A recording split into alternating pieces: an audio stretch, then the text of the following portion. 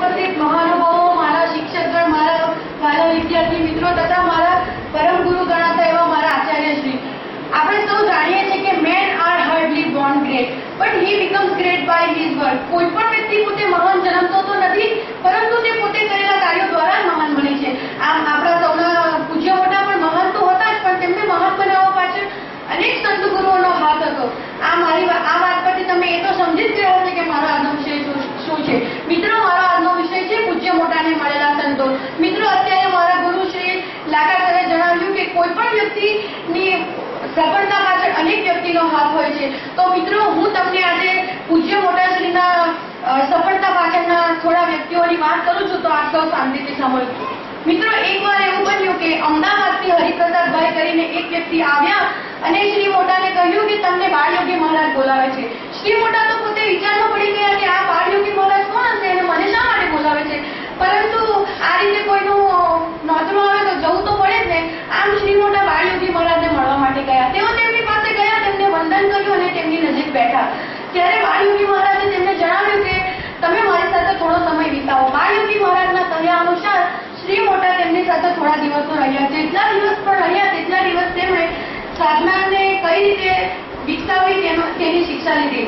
મિત્રો, અંતે ઘણા દિવસ થઈ ગયા હોવાથી તેઓ વિદાય લેવા ગયા. તેઓ જ્યારે શ્રી બાળયોગી મહારાજ પાસે વિદાય લેવા ગયા ત્યારે બાળયોગી મહારાજે તેમને એવું કહ્યું કે ના, હું તને અત્યારે નહીં જવા દઉં, હજુ તો મારે તને દીક્ષા આપવાની છે.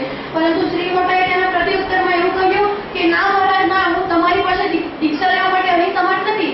તમે મને દીક્ષા આપવા માટે મારે ઘરે પધારો છો, તમારી મારા પર વધુ કૃપા. આમ બંને છૂટા પડ્યા. ત્યારબાદ જ્યારથી શ્રી મોટા અમદાવાદથી નડિયાદ આવ્યા છે ત્યારથી જેમ નદીમાં પૂર આવે છે અને વહેણ બદલાઈ જાય છે, તેમ આ પૂરે શ્રી મોટાના જીવનમાં પણ પ્રવેશ કર્યો અને શ્રી મોટાના જીવનને નવી દિશા તરફ ગતિમાન કર્યું. આમ એમનામાં જાણે એવી ભાવના આવી કે હરિ મારો થયો છે ભાવ દુષ્ટાતણા બળે, હરિ મારો થયો છે ભાવ દુષ્ટાતણા બળે, ભવના ધોધની વર્ષા થઈ જીવનને વિશે, જૂના સૌ ગુણધર્મોને દે પલટાવી મૂળથી, જૂના સૌ ગુણધર્મોને દે પલટાવી મૂળથી. આમ તેમણે પોતે શ્રી બાળયોગી મહારાજના શીખવ્યા અનુસાર સાધનામાં વ્યસ્ત થઈને પોતાના જીવનને નવી દિશા આપી અને પોતે નિત્યક્રમમાં જોડાઈ ગયા. ત્યારે અચાનક જ શ્રી બાળયોગી મહારાજ પધાર્યા. શ્રી બાળયોગી મહારાજે તેમને એવું કહ્યું કે મારા રહેવા માટે તું બંગલાની વ્યવસ્થા કર. અને એમ કહેતા તેમણે સાથે એવું પણ વધુ ઉમેર્યું કે એ બંગલો પાણીની નજીક અને એકાંતમાં હોવો જોઈએ. ત્યારે શ્રી મોટા પોતે દુવિધામાં મુકાઈ ગયા કે બંગલો તો મળે પણ પાણીની નજીક અને એકાંતમાં એ મળવો તો મુશ્કેલ છે. પણ ગુરુજીની આજ્ઞાથી તેથી તેઓ એ શોધવામાં લાગી પડ્યા.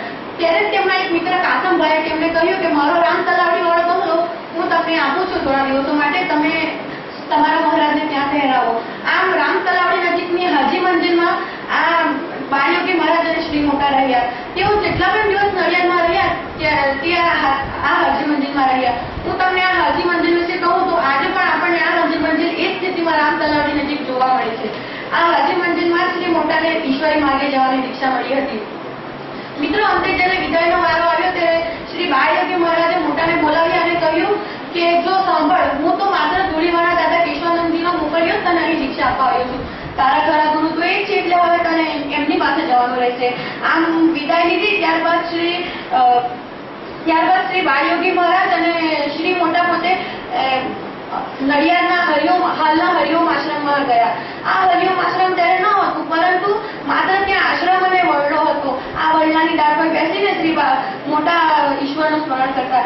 જ્યારે તેઓ આ વરડાની ડાળ પર બેસીને ઈશ્વર સ્મરણ કરતા ત્યારે તેમને બાળયોગી મહારાજે કહ્યું હતું કે તું અહીં બેસી જે રીતે ઈશ્વરનું સ્મરણ કરે છે તે જ રીતે ભવિષ્યમાં લોકો અહીં બેસી ઈશ્વરનું સ્મરણ કરશે. આમ નડિયાદની અંદર આપણે જાણીએ છીએ હરિઓમ આશ્રમ છે. આ હરિઓમ આશ્રમની સ્થાપના આ રીતે થઈ. મિત્રો, બીજો એક બનાવ તમારી સમક્ષ રજૂ કરું તો એકવાર એવું બન્યું કે એક વ્યક્તિ આવી અને બૂમો પાડી, ચુનીભાઈ ચાલો. શ્રી મોટા વિચારમાં પડી ગયા કે આવું તો શું થયું? તો તે વ્યક્તિ એમને કહ્યું કે ચુનીભાઈ ચાલો, તમારા ખેતરમાં કોઈ લગ્ન વ્યક્તિ સૂતી છે. શ્રી મોટાને તરત જ વિચાર આવી ગયો કે આ જરૂર કોઈ ઊંચી દીક્ષાનો સાધુ હશે. એટલે તેઓ તરત જ પોતે દૂધનો લોટો લઈને આ અવધૂત સાધુને મળવા ગયા. આ અવધૂત સાધુ હતા રૂપાશ્રી મહારાજ. તેઓ ત્યાં જઈને જોયું તો તેઓ હલનચલન ન કરતા હતા, પરંતુ શ્રી મોટા તેમનાથી થોડા દૂર બેસી અને ઈશ્વર સ્મરણ ચાલુ કર્યું.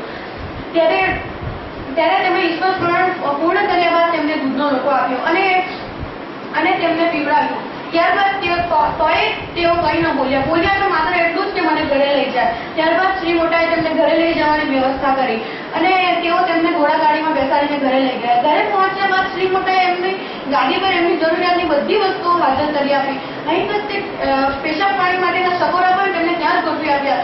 પણ શ્રી ઉપાસની મહારાજ તેનો ઉપયોગ ન કરતા અને ગંદકી કરતા. શ્રી મોટાનો ઊંડાપણું તો જુઓ કે તેઓ તે પણ એટલી વિનમ્રતાપૂર્વક સાફ કરતા કે તેમને જરા અઘરું ન લાગતું. તે વિનમ્રતાથી આ બધું સાફ કરતા અને તે દરમિયાન ઈશ્વર સ્મરણ કરીને પોતાના ઈશ્વરને પણ નહીં ભૂલતા. આમ શ્રી ઉપાસની મહારાજને વિદાય લેવાનું નક્કી કર્યું. જ્યારે તેઓ જતા ત્યારે તેમણે શ્રી મોટાને કહ્યું કે તું મારી પાસે જરૂર આવજે. શ્રી મોટાએ કહ્યું કે હું તમારી પાસે આવું તો ખરો, પણ મારી 3 ઈચ્છાઓ જ્યારે મને એવું લાગશે કે પૂર્ણ થવા આવી છે ત્યારે હું તમારી પાસે આવીશ.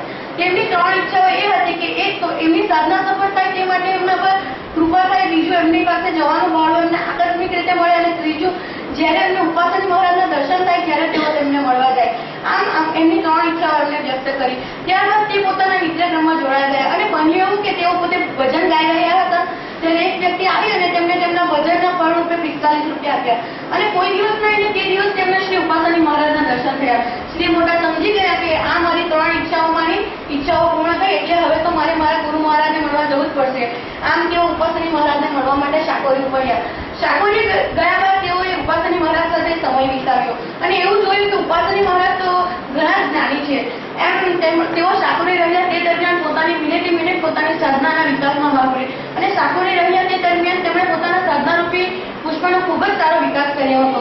ઉપરાંત ત્યારબાદ તેઓ શાકોરીથી વિદાય લીધી અને પોતાના નિત્યક્રમમાં જોડાયા. ત્યારે એવું બન્યું કે તેમને પોતાના પરમ ગુરુને મળવાની ઈચ્છા થઈ, તેથી તેઓ પોતાના પરમ ગુરુને મળવા માટે ઉપડ્યા. ધૂણીવાળા દાદા કેશવાનંદજી પાસે તેઓ ગયા ત્યારે તેમણે જોયું કે ધૂણીવાળા દાદા કેશવાનંદજી ખૂબ જ ગુસ્સાવાળા હતા, તેથી દરેક લોકો તેમનાથી દૂર રહેતા. પણ આપણા શ્રી મોટા તો તેમની નજીક બેસ્યા, તેમની સાથે વાતો કરી અને તેમની સાથે સમય વિતાવ્યો. તેમની સાથે સમય વિતાવ્યો ત્યારે અનેક લોકોના પ્રસંગો પરથી તેઓ એવું તો જાણી ગયા કે આ શ્રી દાદાની અંદર અનેરી શક્તિ છુપાઈ છે. તેમની આ સાધનાનું કારણ ઘણું જ સરસ હશે એમ માનીને તેમણે શ્રી દાદા સાથે સમય વિતાવ્યો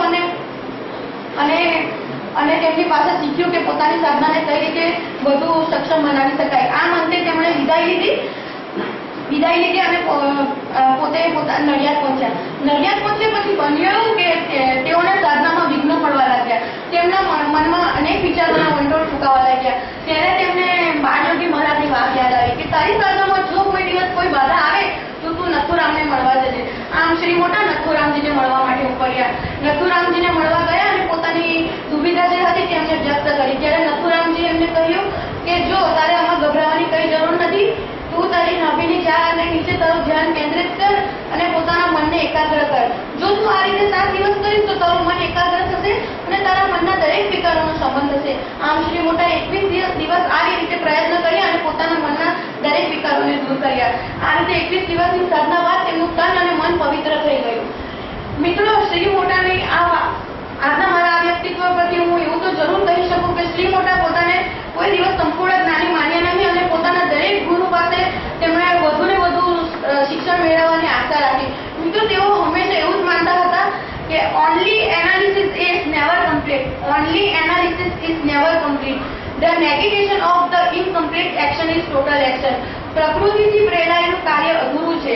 જે પંથી બની શકતું નથી તેના ઇનકારનું કાર્ય માત્ર પૃષ્ઠકરણની શૈક્ષણિક પ્રક્રિયા દ્વારા સ્થાપિત થઈ શકે છે.